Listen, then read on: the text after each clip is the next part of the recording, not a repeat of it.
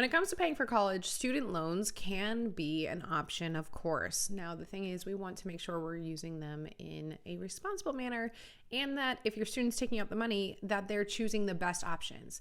So two of the most common student loans are subsidized loans and unsubsidized loans. So not all loans are created equal, and it's important to understand the difference between these two especially. In this video, I'm going to break down the key differences between subsidized and unsubsidized loans. Now make sure you hit subscribe, because every other week we are covering strategies to avoid the student loans. Hey there, my name is Jocelyn Pearson, founder of the Scholarship System and Debt Free Degree Lab, where we redefine paying for college to help families build strong financial futures rather than ones where they're paying on student loans for decades to come. Now, our families have secured over $13 million, so we have seen a lot in this world. Now, just a quick note, this is focused on U.S. citizens and permanent residents, not international students.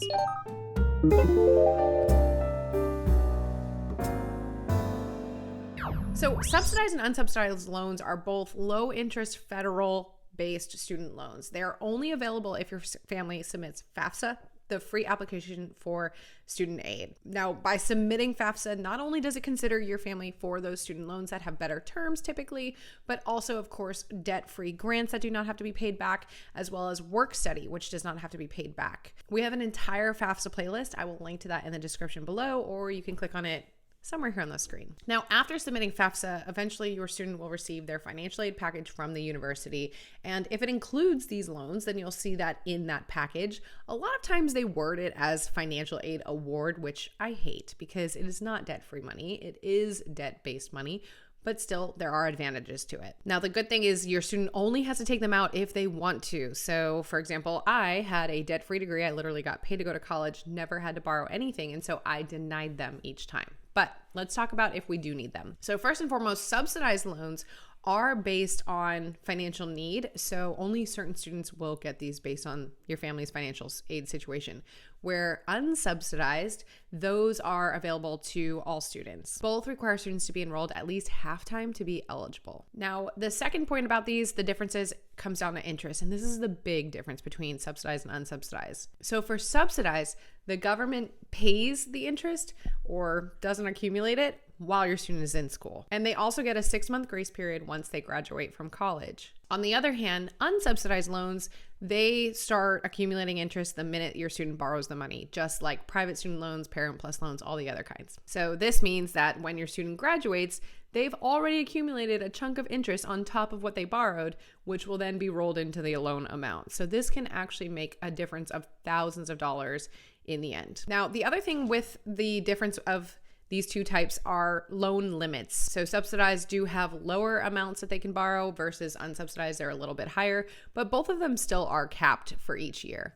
And they do both grow based on your student's year in college. Now, just to take a quick pause, by the way, if you're hearing this, know that even if your student has to borrow money, say for a freshman year, they don't have to necessarily for the following years. We've had families where they implemented the scholarship system, all of our strategies, and changed the trajectory of their students' college path. So if you want to check out my free webinar where I cover my 6 steps to securing scholarships, you can go to thescholarshipsystem.com/free training or click on this video.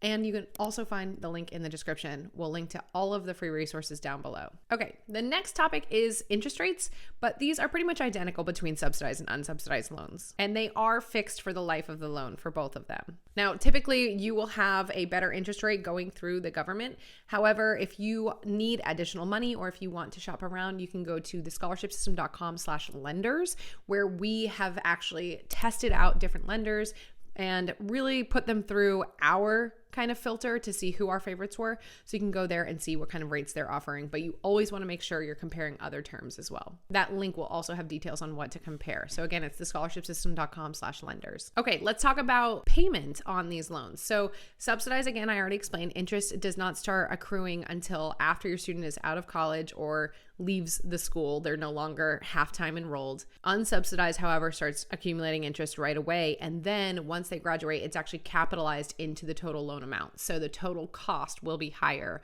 for that money borrowed as unsubsidized. Generally, students have 10 to 25 years to pay these off, and typically the government's just more flexible. We saw that with COVID. They immediately halted payments. Now everyone else followed suit, but there are opportunities through the government loans that don't exist through private. Next, I wanted to cover grace period. So the only difference here, they both have a 6-month grace period once your student graduates from college or leaves the college, drops out, whatever it is. But the difference is the interest. So again, with subsidized loans, it's not accumulating interest during that 6-month break. But with unsubsidized, that interest is still accumulating. It's just that your student's not making payments.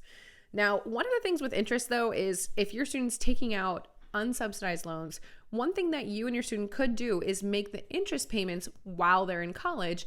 And just that way, when they graduate from college, the amount that they're going to be owing is just what they borrowed. But this does require some cash flow during the school years at the university and being diligent about paying that off as it goes so that it's not accumulating. But this is a way that families can keep it to where once a student graduates from college, the only amount that is set to be made into the payment is what they actually borrowed versus what they borrowed plus all the interest that was accumulated over the years. So comment below, was your family offered one of these, both of these? Did you know about these differences? You know, this video is not comparing government loans versus private, but the other thing that's nice about these versus private is that you as a parent don't have to co-sign these. So it is a decision for your student. They can take money out in their own name, and that is another perk of these in both of these. It's not a difference between these, but it is a perk. So if you and your student, if you guys were offered these types, typically you do want to maximize these if we have to borrow money before we go out to the private sector for money. And if you have any questions, please comment below. We're always watching and responding to comments. I would love to see what questions you have, and maybe I can record another video to answer any big ones that are coming up. So that said, hopefully we now understand the difference between subsidized and unsubsidized loans. Again, remember the only way to access this money is by submitting FAFSA. Pretty much every single family should be submitting FAFSA. There is really very few scenarios where I would tell a family not to. Again, make sure you hit subscribe because every week we have a strategy for your family to avoid these student loans, and I will see you in next week's video.